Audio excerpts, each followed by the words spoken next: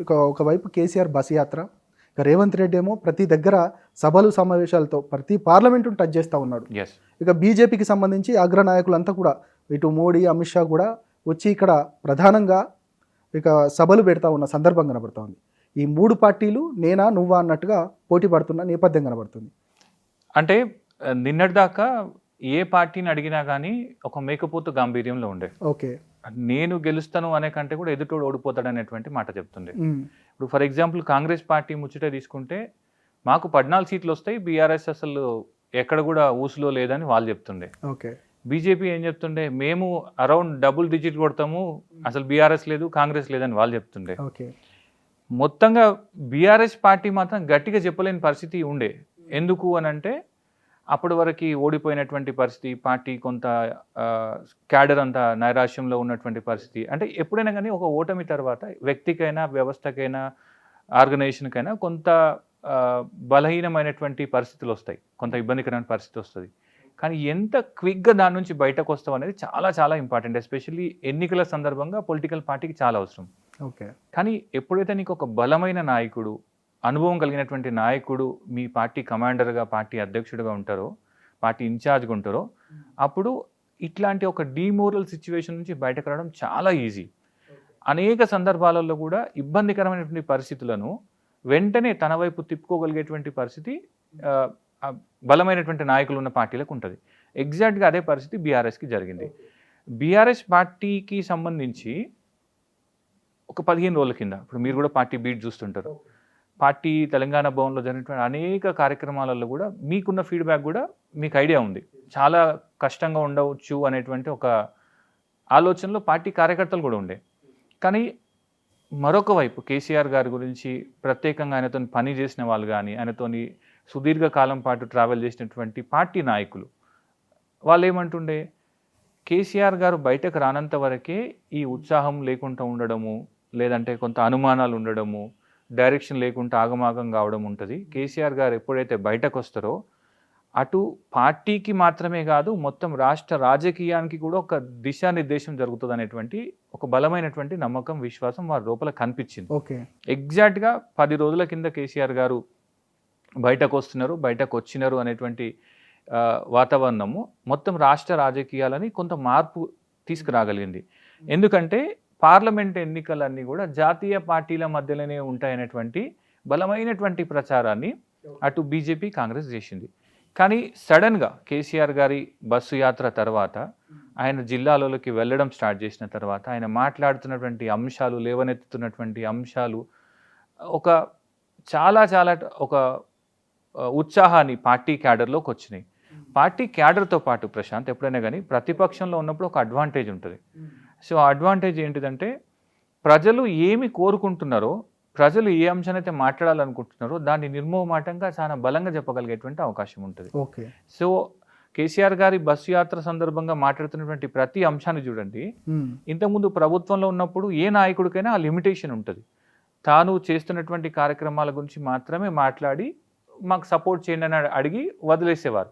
కానీ ఈరోజు కేసీఆర్ గారు ఉస్మానియా యూనివర్సిటీలో జరిగినటువంటి ఒక పవర్ షార్టేజ్, హాస్టల్స్ మూసివేత నుంచి మొదలుకొని నదుల అనుసంధానం పేరుతోని నీళ్ళ దోపిడీ వరకు ప్రతి అంశం పైన కేసీఆర్ గారు బలంగా మాట్లాడగలుగుతున్నారు ఈరోజు. అంటే ఆయనకి ఆ అడ్వాంటేజ్ ఉంటుంది, ఒక ప్రతిపక్ష నాయకుడిగా ఉన్నప్పుడు అడ్వాంటేజ్ ఉంటుంది.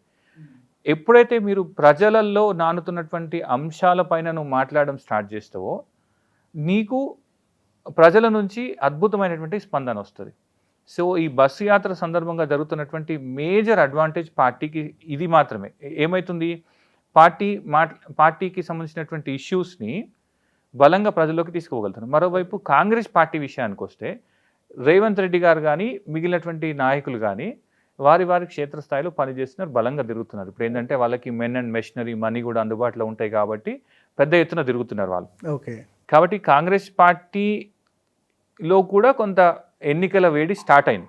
మొన్నటిదాకానేమో కనీసం 3-4 స్థానాలకి అభ్యర్థులనే ప్రకటించకుండా డీలా పడిపోయినటువంటి పరిస్థితి, ఢిల్లీ వైపు దిక్కులు చూసినటువంటి పరిస్థితి ఉండే. కానీ ఈరోజు వాళ్ళు కూడా కిందనో మీదనో ఫైనల్గా ఢిల్లీ అప్రూవల్తోని క్యాండిడేట్లు అందరూ రంగంలోకి దించినారు, నామినేషన్ల పర్వం కూడా ముగిసింది. కాబట్టి దానం నాగేంద్ర లాంటి వాళ్ళు కూడా ప్రచారం చేస్తారో చేరనుకున్నటువంటి వ్యక్తులు కూడా ఈరోజు ప్రచారంలో దిగడం స్టార్ట్ అయింది. అయితే మీరు గమనిస్తే కాంగ్రెస్ పార్టీకి సంబంధించి, బీఆర్ఎస్ పార్టీకి సంబంధించి, బీజేపీకి సంబంధించినటువంటి సభలు జరుగుతున్నటువంటి తీరును పరిశీలిద్దాం. ఒక్క నిమిషంలో నేను సమప్ చేస్తా. కేసీఆర్ గారేమో ప్రజల్లోకి వెళ్ళి ప్రజలతోని మాట్లాడుతూ చిన్న చిన్న, అంటే కొన్ని సందర్భాలలో ఎట్లుంటుందంటే ఒక చిన్న జెస్చర్ అంటాం మనం. అంటే ఇప్పుడు మనము 90 పోతున్నప్పుడు ఎవరైనా అడ్డం వస్తే మనం కారు ఆపుతాం, కారు ఆపి వాళ్ళకి తవ్విస్తాం. అది నీకు సంతృప్తితో పాటు మొత్తం అక్కడ ఉన్నటువంటి చాలా అక్కడ చూసే వాళ్ళందరికీ కూడా ఈ has done a good job అనేటువంటి మాట చెప్తారు. పాలిటిక్స్లో కూడా ఎంత గొప్ప స్పీచ్ ఇస్తావు, ఎంత పెద్ద అంశాన్ని తెరపైకి తీసుకొస్తావు అనే దాంతోపాటు ప్రజలలో చిన్న చిన్న అంశాల పట్ల ఎట్లా రెస్పాండ్ అవుతావు అనేది చాలా ఇంపార్టెంట్. ఇప్పుడు కేసీఆర్ గారి దగ్గరికి వచ్చినటువంటి ఒక చిన్న పాపతో మాట్లాడి నుంచి మొదలుకొని ఒక ముసలి అమ్మ వరకు కూడా మాట్లాడుతున్నారు.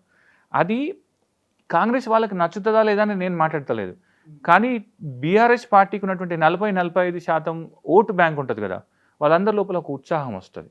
అంటే అది ఇది కదా మేము కోరుకుంది, సో ప్రజలు కోరుకుంది ఇది కదా, మా నాయకుడు ప్రజలు వెంబట ఉన్నాడు కాబట్టి ప్రజలు ఆటోమేటిక్గా మా నాయకుడు వెంబట ఉంటారు అనేటువంటి మాట కూడా చెప్తారు. అంటే ఇంకొకటి కూడా, అంటే పెద్ద ఎత్తున చర్చకు వస్తున్న అంశం ఇదే. అసెంబ్లీ ఎలక్షన్ల ముందు చేస్తే, అంటే ప్రజల మధ్యలోకి వెళ్తే ఖచ్చితంగా ఇప్పుడు అధికారంలో బీఆర్ఎస్ పార్టీ ఉండేదే అనేది పెద్ద ఎత్తున చర్చకు వస్తుంది. అంటే పరిస్థితి ఉండేదా అంటే డెఫినెట్గా ఇంత పెద్ద ఎత్తున స్పందన కనుక కేసీఆర్ గారికి ప్రజలలోకి వెళ్ళినప్పుడు వస్తున్నటువంటి స్పందన అప్పుడు కనుక ఉండుంటే డెఫినెట్గా రిజల్ట్స్ డిఫరెంట్గా ఉండేటి. ఆ మాట అటు పార్టీ ఒప్పుకుంటుంది, ప్రజలు ఒప్పుకుంటున్నారు, ఈవెన్ కాంగ్రెస్ లాంటి పార్టీలు కూడా ఒప్పుకునే పరిస్థితిలోనే ఉన్నాయి. కానీ ఇక్కడ మనం ఆ మాట అనడం చాలా ఈజీ. ఒక ముఖ్యమంత్రిగా ఉన్నప్పుడు నువ్వు చెప్పేటువంటి మాటలు కానీ, మాట్లాడాల్సినటువంటి స్పీచ్ కానీ, నువ్వు అందులో ఎత్తుకోవాల్సినటువంటి అంశాలు కానీ కంప్లీట్లీ డిఫరెంట్. నేను ప్రభుత్వంతో 10 years పనిచేసిన ఒక మంత్రికి, ఓడిపోయినటువంటి ఎమ్మెల్యేకి కానీ, గెలిచినటువంటి ఎమ్మెల్యేకి కానీ, లేదంటే ఆ మంత్రి పైన ఓడిపోయినటువంటి నాయకుడికి కానీ మాట్లాడేటువంటి అంశాల విషయంలో చాలా వైరుధ్యం ఉంటుంది. ఒక మంత్రిగా ఉండి అడగోలుగా మాట్లాడనీకు ఉండదు. ఒక ముఖ్యమంత్రిగా ఉండి ప్రతిపక్ష నాయకుడు మాట్లాడినట్టు మాట్లాడాల్సినటువంటి పరిస్థితి ఉండదు. అఫ్కోర్స్ మన రేవంత్ రెడ్డి గారు వచ్చినాక ముఖ్యమంత్రిగా ఉండగానే పిసిసి ప్రెసిడెంట్గా మాట్లాడొచ్చు అనే ఒక వాస్తవాన్ని నిరూపిస్తున్నారు కొంత. అది మంచిదా చెడ్డదా అనేది ప్రజలు డిసైడ్ చేసుకుంటారు త్వరలో. కానీ ముఖ్యమంత్రిగా ఉన్నప్పుడు అడ్డగోలుగా అరవడం కానీ, ప్రజలను ఉద్రేకపరిచేటట్టు మాట్లాడడం కాకుండా 10 సంవత్సరాలలో నేను పలానా పని చేసినాను, వాటర్ ఇచ్చినాను, ఎలక్ట్రిసిటీ ఇచ్చినాను, రైతు బంధు ఇచ్చినాను, అగ్రికల్చర్కి నేను డెవలప్మెంట్ ఇచ్చినాను, మీరు నాకు ఓట్లు వేయండి అని మాత్రమే అడగగలుగుతారు. అంతేగాని ప్రతిపక్షాలపైన విరుచుకుపడి మాట్లాడి ఓట్లు అడిగేటువంటి పరిస్థితి అంత ఈజీగా ఉండదు ఒక ముఖ్యమంత్రిగా. ఇప్పుడు ఈ రేవంత్ రెడ్డి గారికి సంబంధించినటువంటి ప్రచారంలో కూడా మీరు చూడండి, గతంలో ఏ ముఖ్యమంత్రి అయినా ఏ విధంగా బిహేవ్ చేసినారో, ఏ విధంగా సభలు నిర్వహించిన అదే స్థాయిలో చేస్తున్నారు, కానీ వినూత్నంగా చేసే అవకాశం లేదు. ఇప్పుడు ఏమవుతుంది, రేవంత్ రెడ్డి గారు వెళ్తున్నారు, 5,000 మందో 10,000 మందో 15,000 మందినో సభలు ఎక్క జమ చేస్తున్నారు. ఆడెళ్ళి చేతులు ఊపేసి మాట్లాడి ఇంటికి రావాల్సిందే. ఇదే రేవంత్ రెడ్డి గారు 6 నెలల కింద ఆయన సభలు మాట్లాడే సందర్భంలో కానీ ప్రజలతో వెళ్ళడము, మాట్లాడడము, అన్ని రకాలుగా ప్రయత్నాలు చేస్తారు. ఇప్పుడు వెళ్ళగానే ఏమంటారు ప్రజలు, ముఖ్యమంత్రి గారు నాకు నువ్వు ఇస్తా అన్నది నాకు రాలేదని ఒక ఆయన అంటాడు. లేదు నాకు వెల్ఫేర్ స్కీమ్లో నాకు బెనిఫిషియరీగా నన్ను యాడ్ చేయండి అని అంటారు.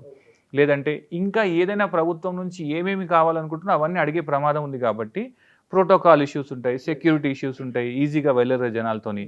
సో మీరు గమనిస్తే ఒక 2 విభిన్నమైనటువంటి అంశాలు మనం గుర్తుపెట్టాలి ఇక్కడ. ఇన్ని రోజుల దాకా కేసీఆర్ గారు ప్రజలతో లేరు, ప్రజలతో ఉండలేరు అనేటువంటి విమర్శలు చేసిన నాయకులు ఈరోజు ఆయన ప్రజల్లోకి వెళ్ళగానే తనపైన చేయాల్సినటువంటి ప్రధానమైనటువంటి విమర్శ ఇప్పుడు చేసే అవకాశం లేకుండా పోయింది. ఎట్ ద సేమ్ టైం నేను ప్రజలతోనే ఉంటా, ప్రజాపాలన తెస్తా, ప్రజలలో తిరుగుతా, నేను ప్రజలతోనే ఉంటా అని చెప్పినటువంటి రేవంత్ రెడ్డి గారు ఆయనకున్నటువంటి ప్రోటోకాల్ ఇష్యూస్ వల్ల కానీ, ముఖ్యమంత్రి కావడం వల్ల కానీ, లేదంటే ఆయనలో వచ్చినటువంటి మార్పు కావచ్చు, రకరకాల కారణాల వల్ల ఆయన ప్రజల్లోకి వెళ్ళి ప్రజలతో కూర్చుని మాట్లాడే పరిస్థితి కనిపిస్తలేదు. కాబట్టి క్లియర్ కట్ డివిజన్ కనిపిస్తుంది. ఒకవైపు ప్రజల కోసం వస్తానటువంటి వ్యక్తి ఏమో పదవిలోకి వచ్చిన తర్వాత ప్రజలకు దూరం అయినారు, కేసీఆర్ సార్ లాంటి వాళ్ళు ఏమో బయటకు వచ్చిన తర్వాత సో ప్రజలతో వెళ్ళేటువంటి పరిస్థితి కనిపిస్తుంది. కాబట్టి ఇది డెఫినెట్గా మార్పు అంటే నిజంగానే మార్పు వచ్చింది. ఈ మార్పు ఎవరికి లాభం అవుతుంది అనేది ఇంకొక వారం రోజులలో 10 రోజులలో ప్రజలు డిసైడ్ చేస్తారు.